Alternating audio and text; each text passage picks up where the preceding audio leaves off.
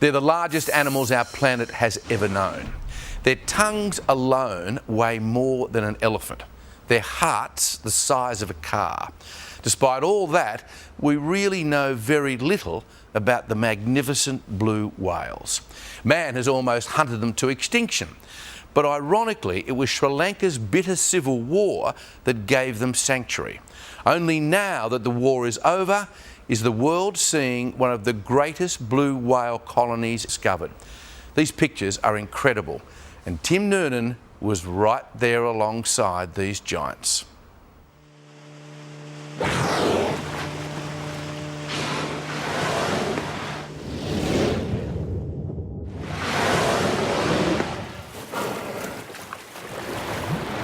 It's the largest animal that's ever roamed the planet. It's immense. It's just fathomable, I think. It's built so perfectly, so streamlined. It's as if the ocean parts to make way for a living submarine. We're just metres away from the biggest creature that's ever roamed the planet. 30 metres long, weighing 140 tonnes. Pretty. I mean, they're all bloody massive. It's really hard to imagine that an animal that large can exist at our doorstep, and we know so little about it. We're on a scientific expedition to a kingdom of rare blue whales located off the coast of Sri Lanka.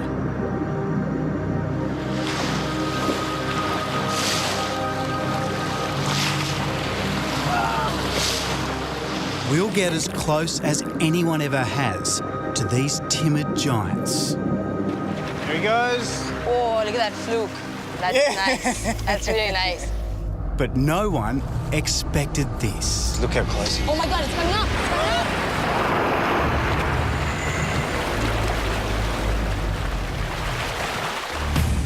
up. Almost all blue whales travel vast distances of food, from the warm waters of the equator to the North and South Poles.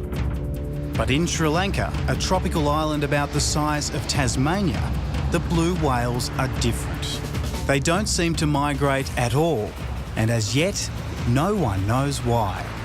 Blue whales in other parts of the world migrate vast distances, but the ones out here seem to hang around all year round, so it's pretty unusual. Our guide is marine biologist Asha De Vos from the University of Western Australia. Asha was born in Sri Lanka and leads the first major study of these unique blue whales. This is the least known population of blue whales in the world. But until now, it hasn't been safe to research these whales, has it? No, we've just come out of a 30-year civil war, and during that time we didn't have access to these whales. We couldn't go out to sea. But now we've got the opportunity, and it's a time for us to really try to understand these populations. Now this wild ocean has been reopened, and Asha's scientific study is big. But for a long time, she thought this day would never come. This is a part of the world where women aren't in the forefront of things. And I think that was one of my biggest challenges, convincing people that I could do it. Even though I'm not a man, I don't need to be a man to do what I do. I want to know more. I want to know more about the largest animal that's ever roamed the planet. We don't know anything about it, and it's hard for me to understand how these huge creatures can be just there, and we know to nothing. Oh, whale. Is that a blue? Yeah, it's a blue. There's a blue right out there.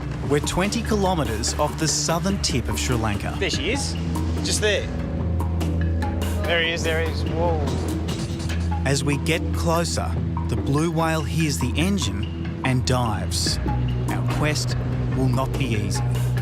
They're incredibly elusive. What's their personality? They're really and very timid. 1 minute you see them and then that's it. They're gone. So we've got one shot, one chance.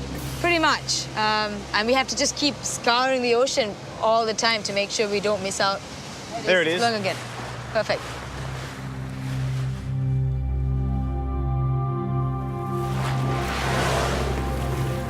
This whale doesn't get spooked.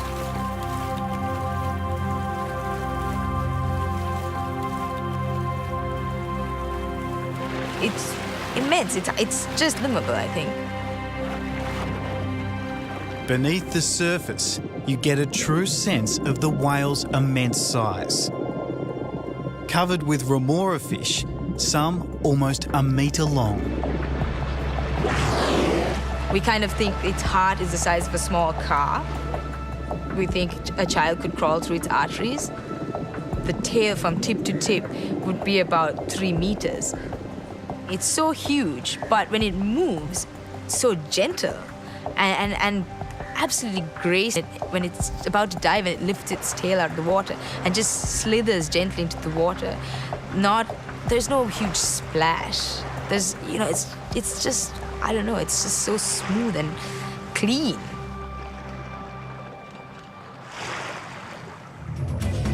Blue whales were a prime target for hunters last century.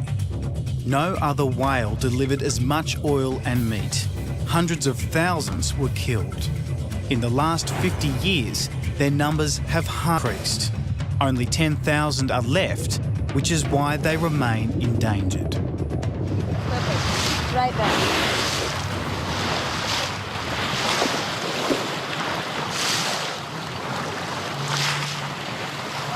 Asher photographs skin markings and tails which are called flukes. There are whales' fingerprints. Her photo album is the first whales here. She's also marking the exact location of every whale we see. We can paint some kind of picture of what might be happening underwater. And above water, there's danger in all directions. Asher's whales are right in the middle of one of the busiest shipping lanes on Earth. Her research is looking at whether a slight change of course for the ships might reduce collisions with whales. But the biggest potential threat to whales from peace, new and unregulated whale watching industry. Here in the port of Marissa, there are 15 boats chasing blue whales. Next year it's predicted there'll be 100. There are small-time operators, through their ignorance, they might be too close to whales. Chitral Jayatalaki is a naturalist with Sri Lanka's biggest tourism company. He wants new laws to protect the whales. We know that the world is going to come to look at Sri Lanka as a fantastic location to do whale watching, and as more operators and boats get into sea, the more that these guidelines and discipline is formalized. My dream is one day, if Sri Lanka is known as the land of the blue whale.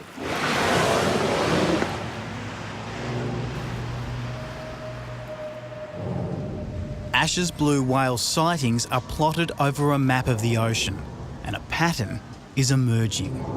The blue whales are concentrated over the deepest underwater canyons. This dark patch is where the canyon is. And you can see our sightings are pretty much spot on canyon. So obviously, the canyon, there's processes going on in the canyon that are encouraging the whales to hang around there, making it more productive, giving them more food. The biggest living creature eats one of the smallest, krill, tiny shrimp about the size of a 10-cent piece. They need as much as 4 tonnes a day. Wow, look at that! We're so close. This is amazing. It's almost like, I feel like I've almost never seen a whale before. I get that excited. It's just phenomenal, I don't know. But there is an unpleasant side to Asher's research. I wouldn't even describe it as fishy, it's kind of, it's not pleasant.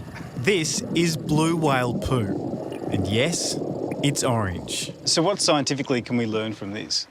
One thing is when you see it, you know that this is a feeding area. And then on top of that, you can find out what species they're feeding on, what kind of krill. There are other whales here as well. These are sperm whales. They're far more sociable and even hang around long enough for me to get in the water for a closer look. But it's blue whales we're here to see. And out of the blue comes our closest encounter. Look how close he is. This whale is 4 times the size of our boat. God, he's going to come straight for the boat. And it accidentally hits us. Whoa!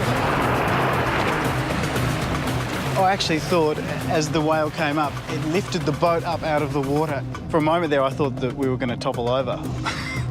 Yeah, it wasn't an aggressive move on the whale's part. We were switched off. We were just sitting in the ocean. I think we took it by surprise because we were so stealthy at that point. So good encounters happen to those who wait.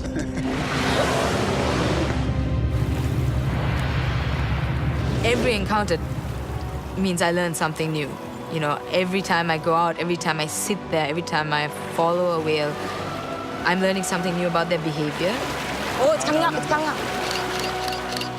My hands are shaking, guys. My heart is racing. I can't even And I talk. have seen hundreds of these whales. Oh my God. Oh my God.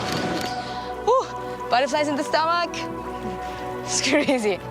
Every single sight is phenomenal, and every single time I remind myself just how mind-blowingly lucky I am to be able to go out and sit with the largest animal on the planet. I mean, who wouldn't smile, right? Give us a high five. Easy. High five. Ah. Great stuff. And those pictures by our cameraman Jason Wotherspoon are regarded by some experts as the most revealing pictures ever captured of blue whales. After the break, a development in our story last week about Kelly Lane, the water polo champion accused of killing her baby daughter, Tegan. These searches that they were doing, they're not even complete now. They're saying that Andrew Norris didn't even exist. Well, I don't know how Tegan came about if he didn't exist. I'm Andrew Morris. Kelly says she gave Tegan to you. Are you the father of Tegan Lane?